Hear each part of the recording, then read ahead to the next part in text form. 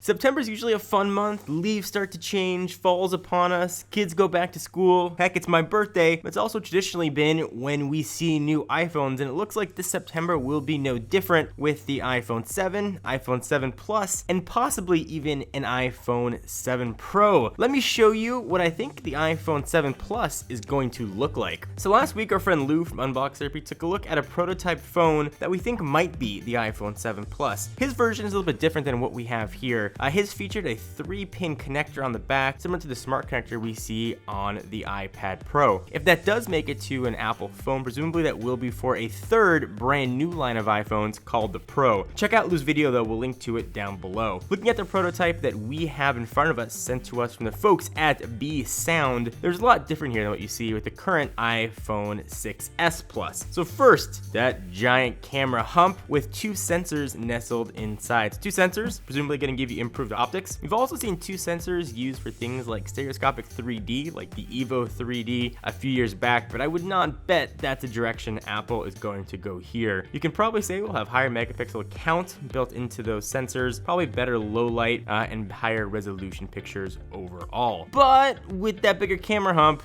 you're gonna have bigger camera hump things like a way bigger wiggle. This thing's gonna not wiggle when it walks, but wiggle when it is on a table. The thickness of the phone versus the outgoing model is almost identical. And in fact, the prototype that we have, or the dummy show that we have, whatever you want to call it, has almost exactly the same weight to it as the outgoing phone. A few weeks ago, we took a look at an iPhone 7 shell similar, and things look pretty familiar here as well. The antenna bands used to flank the top and bottom of the phone have now been moved to the seams, kind of making them hidden when you look straight down. If you look at it from the sides, you can certainly see it as well. Probably the biggest change to the phones, whether we have 1, 2, or 3 versions, is going to be the lack of a 3.5mm headset jack, and that has been polarizing to say the least, but love it, hate it, or just ambivalent to it, it is here as well with the iPhone 7 Plus sample that we have. I'm not necessarily sure why the headphone jack would be removed if the phone's not going to be any thinner, but that's what Apple decided, and that is what we have here. I'll let you guys decide if that's a pro or con for you.